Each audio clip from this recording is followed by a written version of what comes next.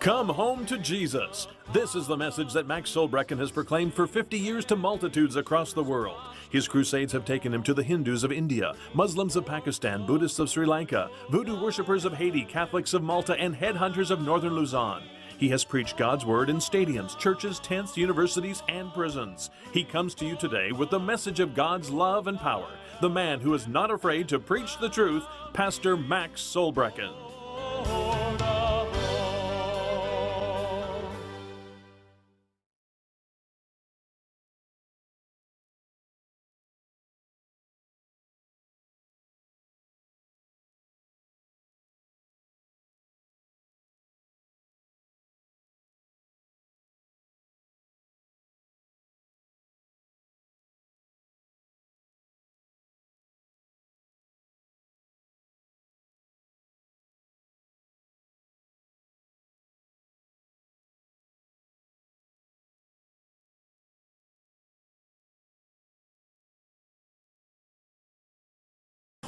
In 1935, VERA began flying airplanes.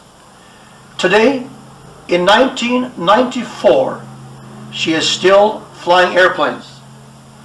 VERA DOWLING, VERA was her maiden name, now VERA DOWLING, is a legend in her own lifetime. We're going to talk with her in just a few moments. An extraordinary woman who has given her life to God.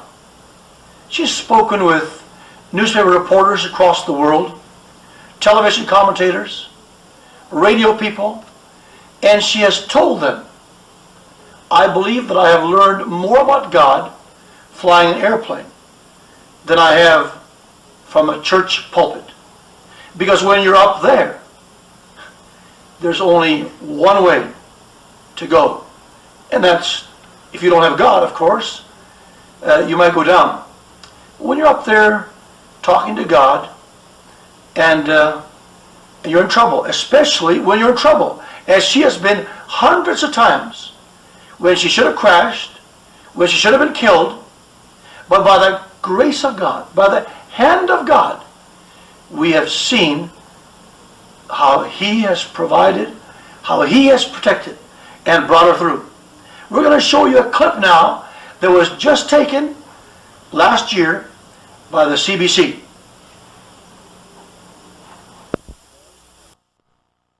It's supposed to not be flying at all, according to the Air Ministry. Women pilots, it was too dangerous for them. You know, that was the thing. It was to protect the women. But that wasn't about to stop Vera Dowling. Today, she's 75. When war broke out in 1939, she was an ambitious 21-year-old in England training to be a pilot.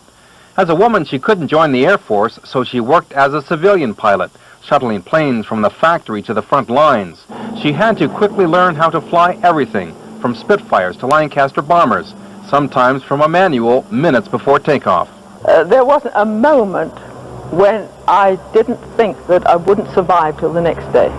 Often she had to fly planes damaged in battle. Airplanes that came in shot to pieces, and we had to pick them up and take them to the dump, as it were, to be repaired or used as parts. And then there was the seemingly endless poor weather over England.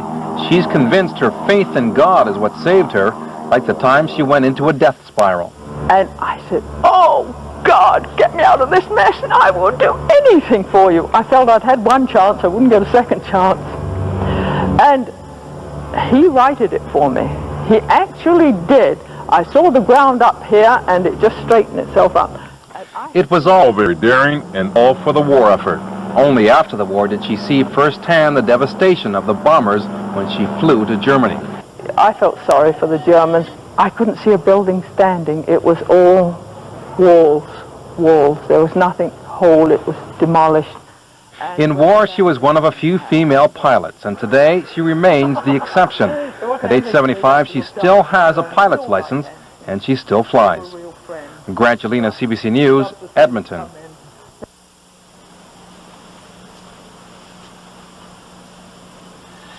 VERA Dowling gives God all of the glory. VERA Dowling gives God all of the glory. as you see it on this clip from the CBC, even the announcer had to report that it was God who did the miracle.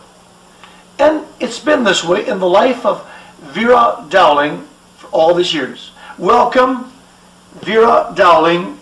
Welcome to the program, Faith and Miracles. Thank you, Max. I do appreciate your being here and my being here so that we can talk about it. I wrote a column about you in an Edmonton paper some time ago, and I've had a lot of calls and a lot of people very, very interested in your extraordinary career and your tremendous faith in God. And of course, when I was pastoring Faith Cathedral for many years, you came and spoke in our church on numerous occasions, and so many people were blessed of God. You have spoken in a lot of churches, in a lot of denominations, in a lot of venues in the past many years. How does it feel being a living legend and knowing that God has kept you alive for this hour when you could be testifying in His name to so many people?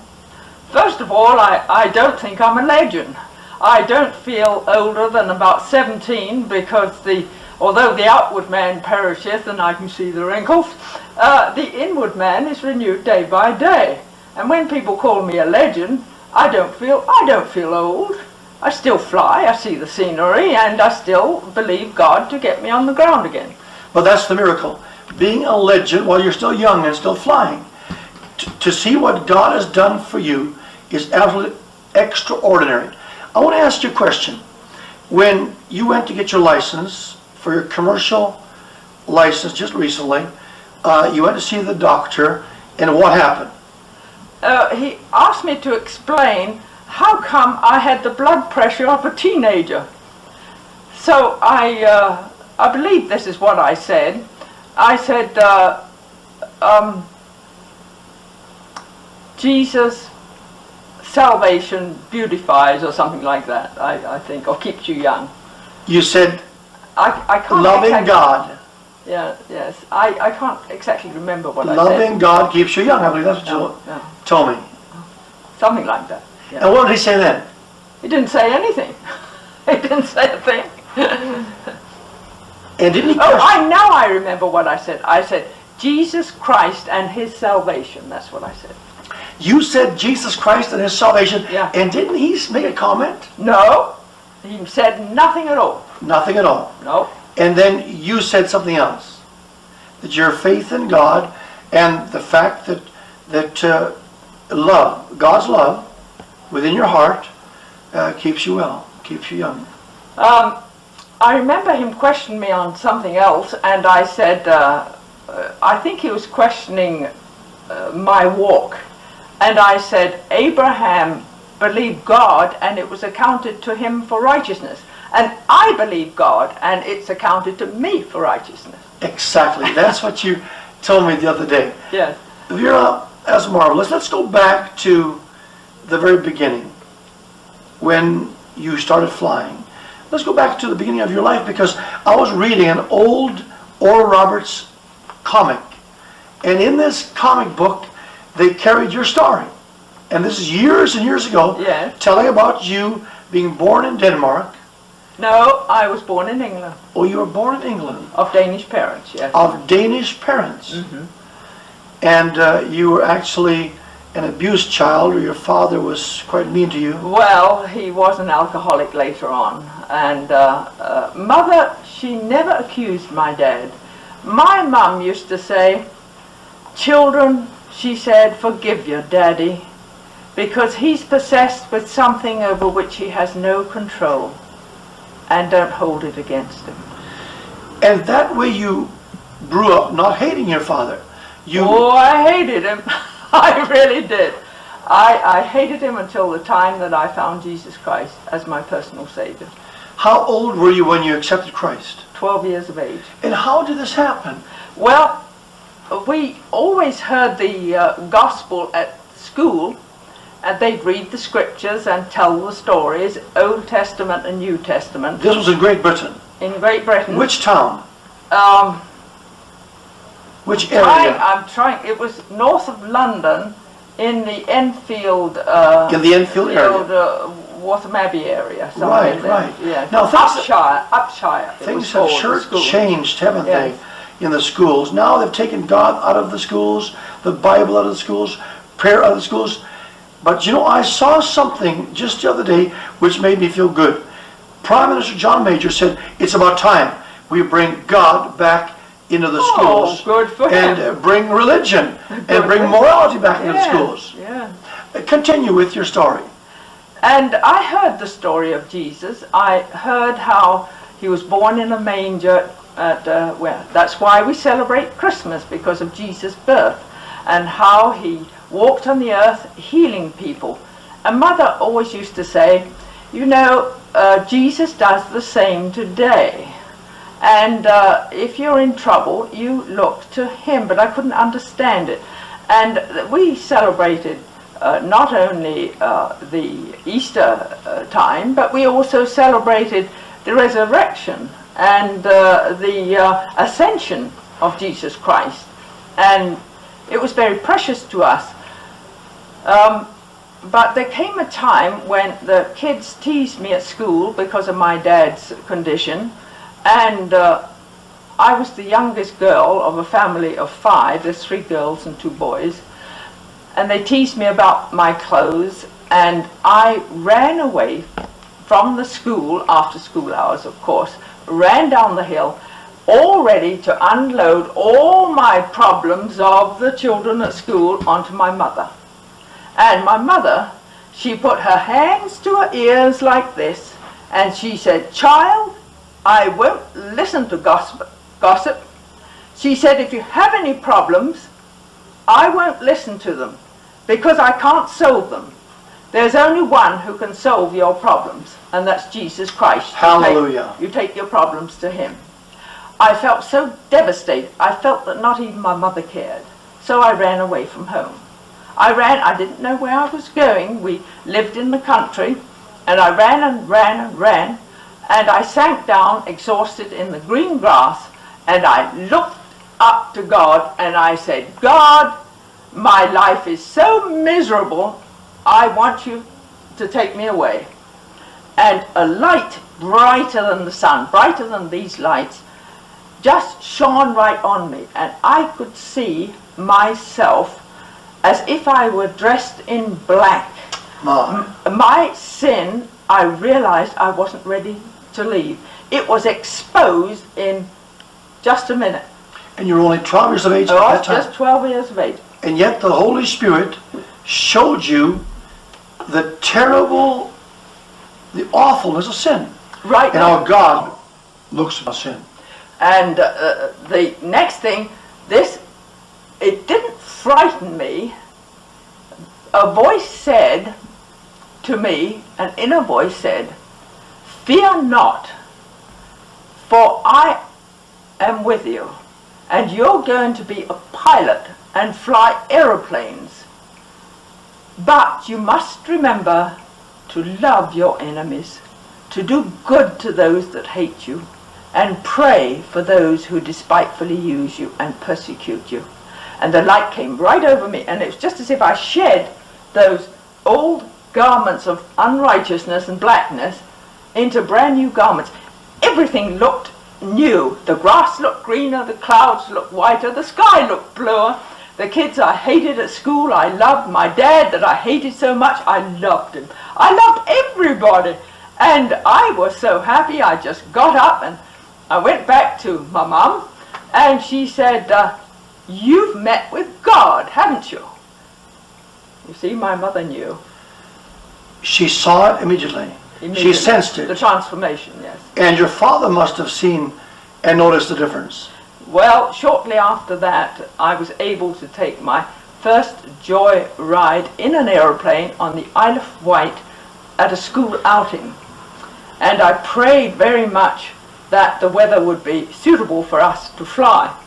An open air aeroplane, it was a 504K. I don't know if anyone remembers that type of aeroplane, but there was just two cockpits, and the instructor or pilot sat in one and me in the other. And I was so small I could just barely look over the side. And he did a circuit, but an awful landing, so he had to go round again. And I thought, oh goody, I'm getting 2 circuits out of one. I didn't have the money to pay for the flight. It was 5 shillings. And I borrowed that money from our headmaster because he saw I was so keen. And it took me 6 months of hard work in my dad's hot houses, nurseries, to repay the headmaster for that. But I didn't mind. I had flown. And I patted the prop of that old aeroplane, and I said to the pilot, I said, one of these days I'm going to fly one of these myself one day. And 4 years later, after that, I was at the controls of an aeroplane at an airport not too far away from that particular one. And before coming to Canada in 1952, I was chief flying instructor at the very same field where I'd taken my very first joyride. The chief flying instructor Yeah. story. The amazing Vera Dowling story. God spoke to Vera at the age of 12 when she accepted Christ, when she poured her heart out to the Lord, when she met Jesus Christ. God said to her, it's going to be all right. All of her sins were taken away, all the guilt was removed, all of the heavy burden was lifted. And God said, you must love those who hate you and those who persecute you, and you're going to be a pilot. He said that to her at the age of 12. And at the age of 16, you were flying. That's a miracle. And incidentally, it says here, Vera Dowling was the first and only woman test pilot in World War II, and the first woman to fly for a commercial airline in Scandinavia. Vera Dowling was the first woman in the Royal Air Force Volunteer Reserve to lead a military flight formation over Bristol in England. Was among the first 14 woman pilots selected to enter the Royal Air Force, and was the first woman flying instructor in Alberta. Is that right, or did I? There's a little error there. In Scandinavia, I was flying commercially. We had airline transport licenses, but I didn't fly the airlines. I flew charter lines, yes, but not scheduled air. Okay, I want to make that clear. Okay, you flew charter, but you were the first commercial charter. Little charters, yes. Okay, Yeah. okay. Took about 8 passengers or so. Your mother didn't want you to become a pilot.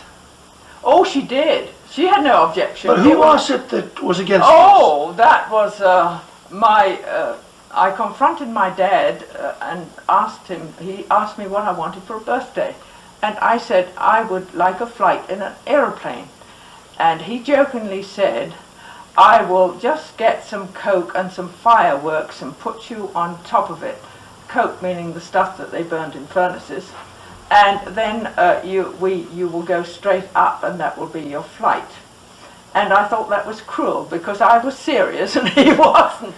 But the rest of the family, my aunts and uncles and everything, they thought it was ridiculous. They told me that flying was not for women to start with.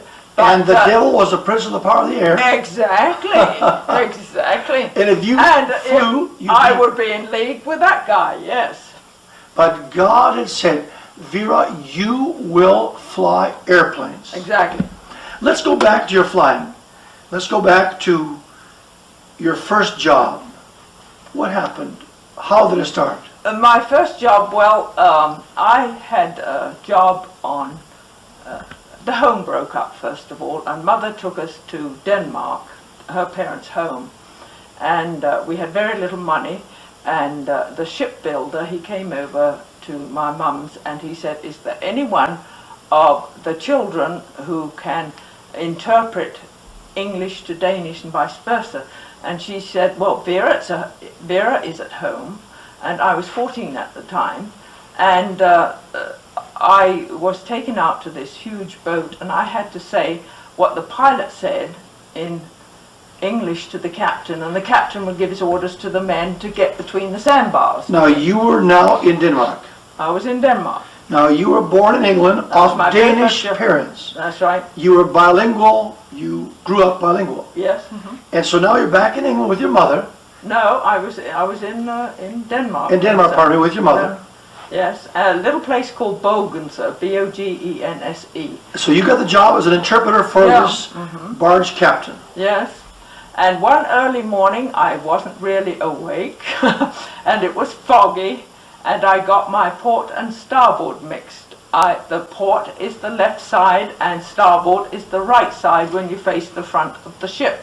And I still get them mixed, but I got it mixed then, and the boat turned, or the big ship turned the wrong way and headed right into a sandbar and keeled right over. And the ship's captain, I have never heard such a stream of language that came from any ship's captain as it did from him. In short, I was fired. Now this was after several times. And Mother had shown me that I don't take my problems to her. I had learned that one long ago. So I went down to the bottom of the garden where there was a nice little rose tree, and I knelt down and I prayed, and I said, "Oh Lord, what do I do now?" And he came back immediately. He said, "Go to England in April." And I jumped up, went to Mother, and Mother looked at me and she said, "Yes, child." And I said, "Mother, I'm going to England in April." And she came back with the funniest answer that a mother could ever tell a 13, 14-year-old child. She said, "Don't let me stop you." She said, "If God wants you to leave, you leave, but I will be praying for you." And it was just as if her two big brown eyes were following me wherever I went. I couldn't get into trouble because my mother was praying for me. You were then 14 years of age. Yeah, somewhere in there. It was in 1934. And then what happened then?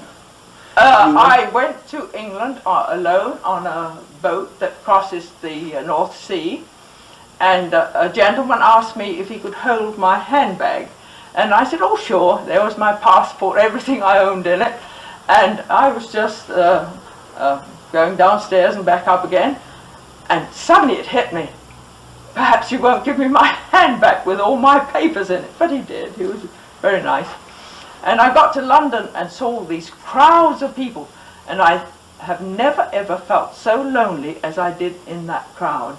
Loneliness doesn't come from the number of people that you're surrounded by. Loneliness comes when you're not focused on Jesus Christ, because when you're up in an aeroplane alone, I never feel alone. He's always with me. If the Holy Spirit's with you, you're not alone. I have a job to understand Christians who say they feel alone, because I never feel alone. Now, you got to England, and then you went to work, I believe, as Down a at Hastings. dishwasher or Down in Hastings. working in a restaurant. Yeah, down in Hastings. In Hastings. And it was not first of all. First of all, I got a little backstreet cafe job as a waitress, and after 3 days I was fired. I was told I wasn't cut out to be a waitress. So I walked the streets, and I had looking for a job, and I got down, so I had not enough money for a postage stamp, and I was too proud to write home. I wouldn't have been able to anyway because I didn't have a postage stamp. And I saw an ad in a window, and it said dishwasher wanted, and I thought, I'll go in there for a job.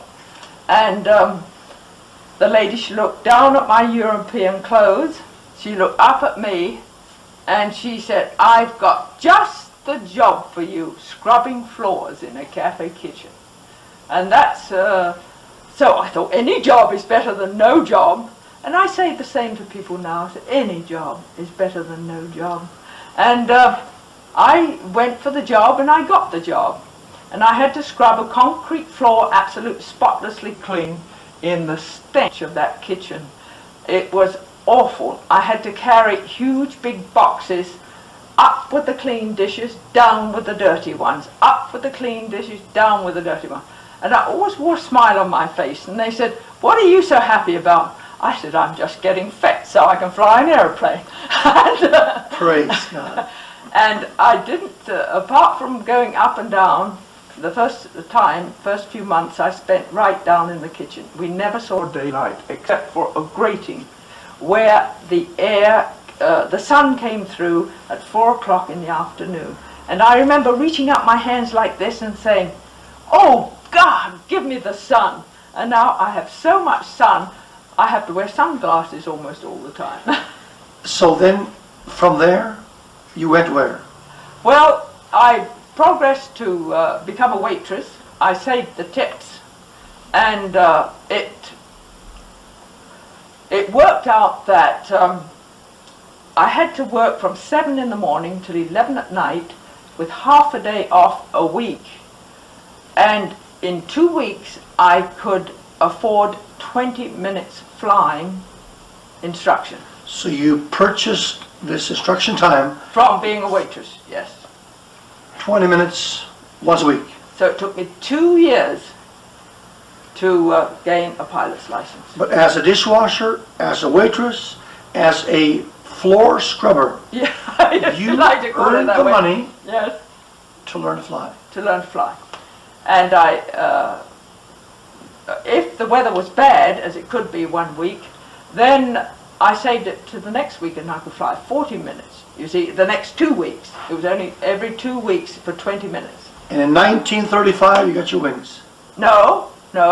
I started learning to fly in 1935, but it took me 2 years. Okay. So I was 17. I was actually 15 if you really looked at my age in calendar and so on, but you weren't allowed to have a license before you were 17, you see. In 1937, then you got your license, 2 years before the World They didn't War let you. began. They didn't let you. Yeah, that's right. And they didn't let you take passengers until you had 20 hours of flying alone in the aeroplane. And I remember the first time I was allowed to go with a license to go more than 3 miles away from the airport. And I climbed up above the cloud in a hole, flew over the cloud. I wanted to see where I had worked so hard to get this treasured certificate. And it cleared and I saw a flying boat fly under me, and I looked down and I thought, my, it's nice to be up here, you know. And I circled around, went back, and I thought that I would find the same hole in the cloud that I had climbed up through. But it was gone. It had gone. Yes, it had disappeared. So I found a hole, but it wasn't the same one. And I unwound, followed a railway line, and happily so, it took me to the airport. I came in, and good for me, I made a beautiful landing. But the instructor was furious. He was so mad. He said, "You have no business to climb up through holes and fly above cloud." He said, "You could get yourself into serious trouble." And how I know that. And I was suspended 3 months for that. I believe that one of your speeches you said that your instructor wouldn't go up with you because your landings were so bumpy, but years later, when you were invited to come to London to receive a tremendous award, Yeah. he came with you, Yes. and he said that this was the greatest day of his life. That's right. Tell us about that. Well, I didn't understand the language of flying. There's a certain language that you have to learn. All aviators have to learn. So you didn't quite Comprehend what he was saying. He sat in front, I sat behind, and we had what was called a Gosport tubing to our ears and our helmet so that we could hear. And he forgot he had a woman at the back, and he used the most awful language. And I made the most bouncy landings, and I couldn't see around his head. And one day I came, I was flying very terrible, And then the grass had grown about, how high is that? About a foot from the ground. And when I felt the wheels skim the grass, I knew it was time to land. Well, that's an awful thing to learn landing that way. And they went and cut the grass and I couldn't land. But anyway, in just about 8.5 hours. It was like the cloud, Yeah. the hole you went through, Yes, and now you look for the grass. Yeah, wasn't it looking? I was looking the wrong direction all the time. And so I think he got mad and just sent me on my own. And he said, be careful, because if you throttle back too much, the engine may stop. I was so happy to get rid of my instructor that I advanced the power and took off. You forgot what he said. Forgot what he said. You disobeyed orders. You disobeyed orders, the first circuit, throttled all the way back, and the prop stopped. The engine stopped and the prop stopped, and I thought, I'm too low. No, I'm too high. No, I'm too low. I think I might just make it. No, I'm too low. I landed exactly in the little circle that determines the center of the airport. And isn't it true that some aviation people were there? The Air Force, they were there. Oh, they wanted you to do this again? They wanted you. No, that wasn't then.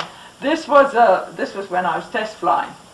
You're thinking about when I was test flying. When I was test flying. Tell us about that. Yeah. That was extraordinary. Yeah. When I was test flying, we had to demonstrate this little airplane that the Army required for short landings, and so they could let off passengers without a parachute while they were still covering the ground against the wind.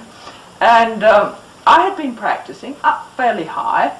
I had been doing loops and a few spins and steep turns. And I thought, well, you have to do aerobatics low down to be appreciated. So I thought 1,500 feet was just about the right height to start my loop.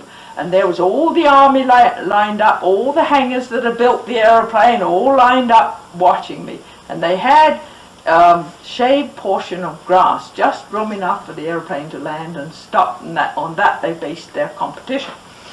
And I dived down to get the speed, applied the power to come up over the loop, and it hung there upside down. And it wasn't designed to fly upside down, so the engine stopped, the prop stopped, and everything fell to the ceiling, and I was gliding upside down. And I moved the controls and nothing happened, absolutely nothing. I just was losing altitude upside down. And I just had a little stomach strap that was holding me in. And I said, oh Lord, what do I do now? And he said, why don't you put the control column hard over to the right? I put the control column hard over to the right, and it just flipped up the right way up at 400 feet off the ground. 400 feet off the ground. And technically, it cannot be done. Technically, to go from upside down with little or speed just above the stall, gliding like that, you need speed in order to do a slow roll, and I didn't have it. So I believe that God, from the portals of heaven, he looked over the side and he said, angels, VERA's in trouble down there. And they flew down and flipped the airplane the right way. I actually believe that. And you landed on that very spot. Very spot. I think the Lord landed it on that spot. I don't remember doing anything, Max. And they thought that you had actually purposely done these. Yeah, and they threw the Army threw their hats in the air, the ladies their handbags, and they said they had never seen such an amazing exhibition of inverted flying in all their lives. Do you know, I had to quit that job before they found me out that what they thought was my good flying was really my bad flying. And a miracle of God. A miracle of God. Saving your life. Yeah. Saving. In a column in the Edmonton Seniors some time ago, Yeah. about some of your experiences. Yes. You had an extraordinary experience when you were ferrying an airplane, and I believe that you hit some terrible weather, and how that God brought you through. It was a miracle. God actually spoke to you. Mm-hmm. A storm had come up more quickly than your people, your weather people, had anticipated the storm, and you were caught in the middle of it? Yes. Tell us about that. Well, I was destined to, I should tell the other story first, but I can come back to that. I had vowed I'd never get myself into bad weather because I had a terrible experience before that really shook me. Well, let's talk about that one first then. Yes, I had been at an Air Force station, and the weather was bad. We could fly if we could just see across the airport. Now remember that we were not trained to fly on instruments. We had no radio. We were not allowed to use radio. Because of the war. Or because of the war. We just ferried airplanes, as it were, seat of the pants, and by visual what we saw on the ground. And the visibility was very poor. 3 miles was good. And these airplanes were actually damaged airplanes? Not always. Sometimes they were new, brand new. But you'd bring them from point A to point B. From where? From factories to maintenance units to where the pilots needed them. And then we take the old shot ones, damaged ones, back to what we term graveyards, to be either broken up for parts or repaired. Okay, and then this terrible thing happened, bad weather. Well, I took off, and because I was too uncomfortable where I was, so I took off. I probably shouldn't have, but I did. I took off and got myself between mountains in the Pennine chain. And suddenly I lost sight of the ground. And I tried the best I knew how to try and climb above what I thought thin cloud. Now that's a no-no. Good pilots don't do that, so I'm not a good pilot, as you can see. And suddenly those controls were just wrenched out of my hand. My first thought was, hit the silk and leave it, but I was only 1,000 feet up when it went out of control, 1,000 feet. And suddenly the ground appeared up here. And down there was cloud and stuff. But as soon as I saw the ground, my hands went back on the controls, and I came out of the dive, and you know, I got up, I looked at the altimeter, I got up to 1,500 feet, which isn't very high. That was 500 feet higher than I was before. And it slowly became lighter as I almost broke the crust of cloud. I just wanted to get above so I could get an horizon as a reference point to fly on.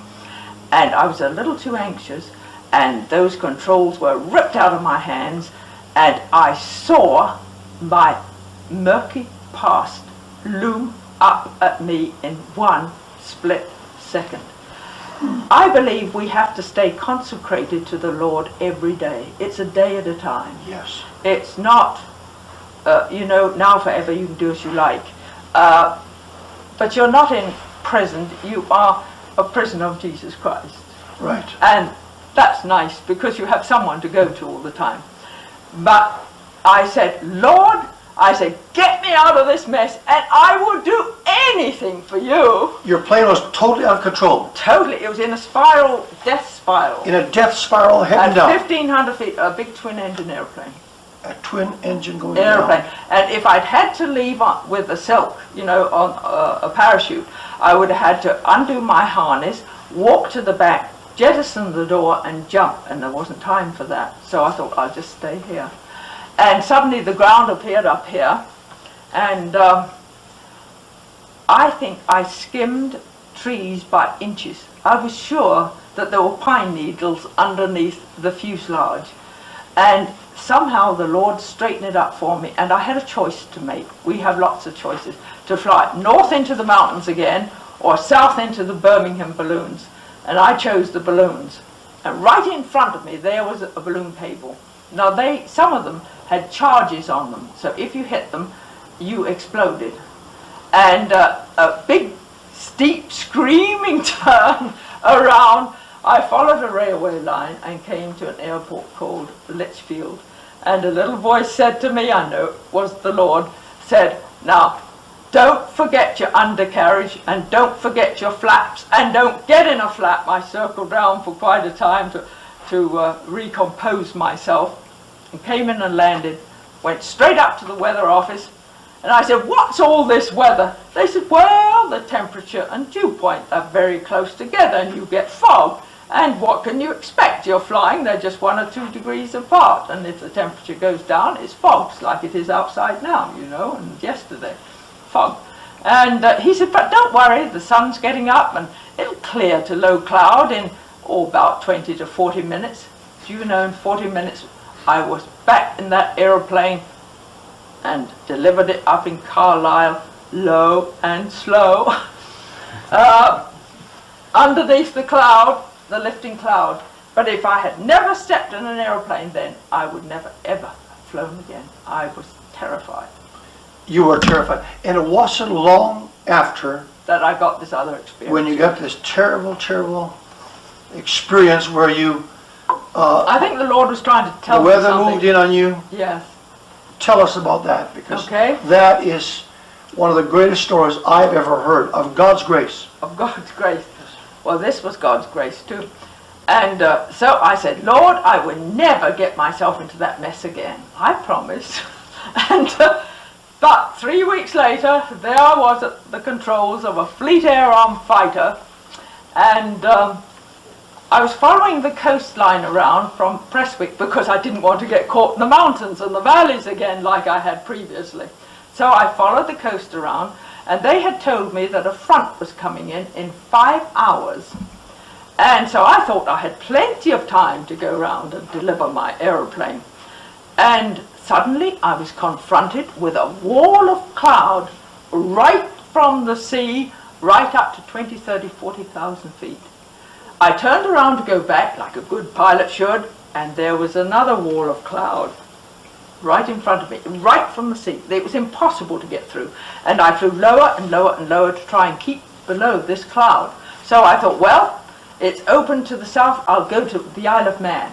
And I turned round to go to the Isle of Man, and there I met another wall of cloud. You see, you were hemmed in on all sides. Absolutely. You see, a front doesn't come as a straight line like they draw on a map. It comes more like an army marches in a front, and then it mops up you and whatever when they meet, and that's what happens in the front. Yes. And I got back to the coastline of Scotland, and it's all rocks. There's no sand you can land on or anything. But I saw this little eddy of land, and I thought, oh, I will land with the wheels up. A fighter will pull up in about 35 yards with its wheels up.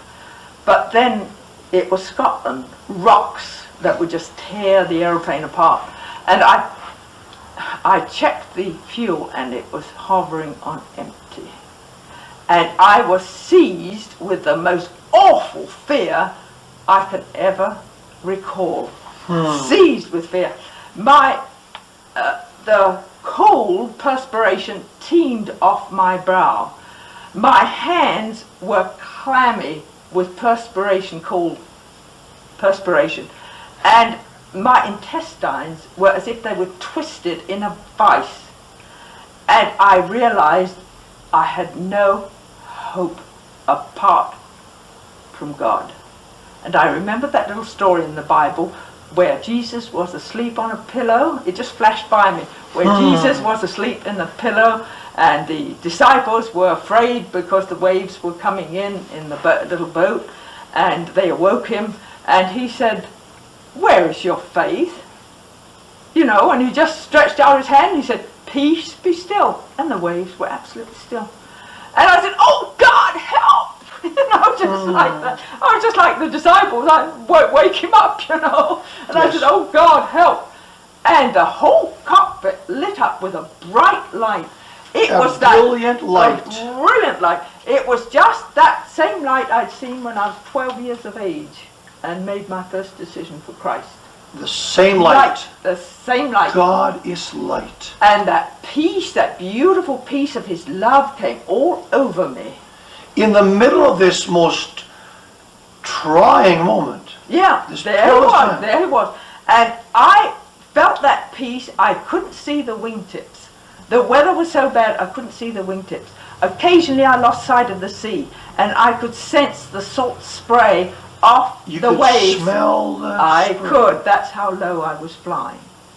And but my faith was so, what shall I say, so great, or whatever you want to call it, that I felt I could fly the Atlantic without any airplane at all. You know, it was extraordinary. It was his voice spoke to me from the heart. He said, "Now slow down a bit, slow down." And I just throttled back a bit. "Now increase your revs." And I increased the revs. I saw my hand move around the cockpit as if just directed to do it, without any senses up here. Just doing it.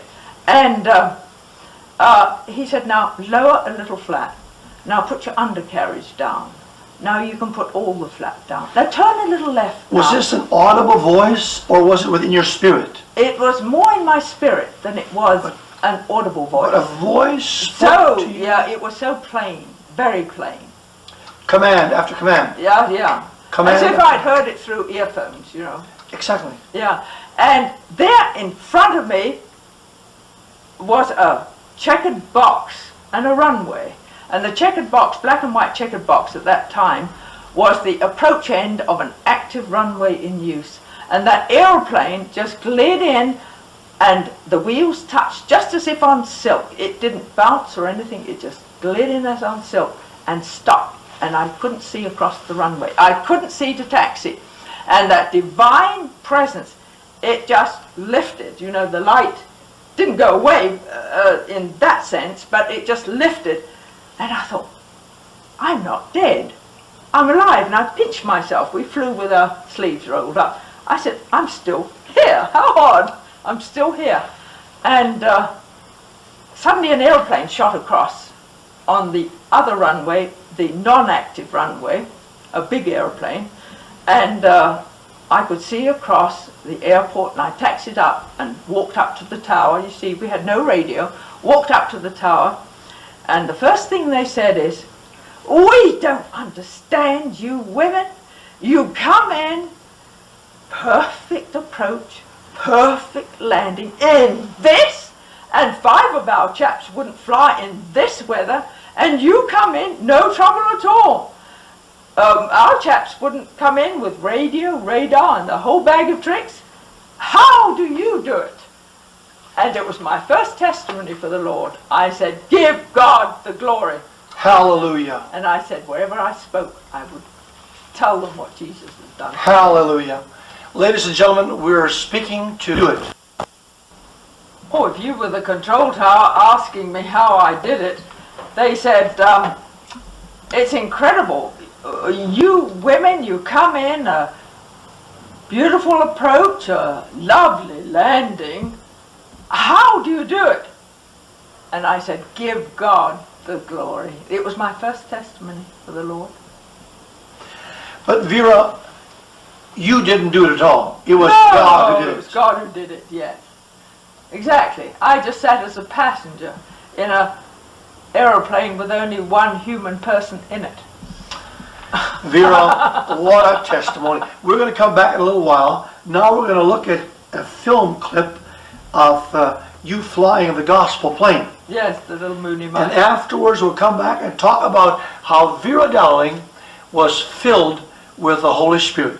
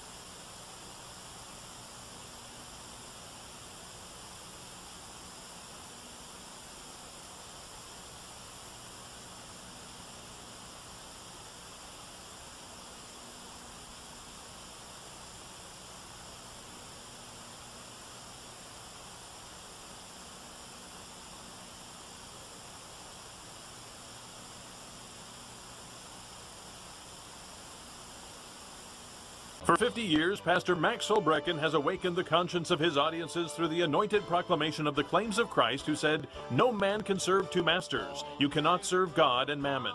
The truth is, you are either for him or against him. You cannot remain neutral."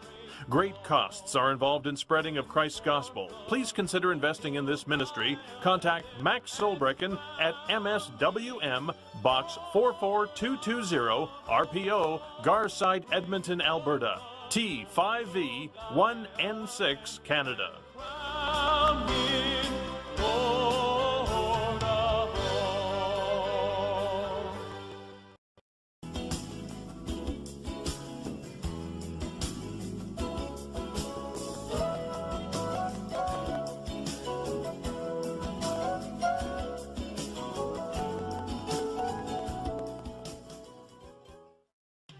You have been watching the Come Home to Jesus television ministry with Canada's preacher man, Dr. Max Solbrekken, who has proclaimed the Word of God across the world for 50 years without fear or favor of man or devil. Ask for Canada's revival magazine, The Cry of His Coming, when you write. Invest in souls by supporting this end-time ministry. Please contact Max Solbrekken at MSWM, Box 44220, RPO, Garside, Edmonton, Alberta, T5V 1N6, Canada. Diadem and crown.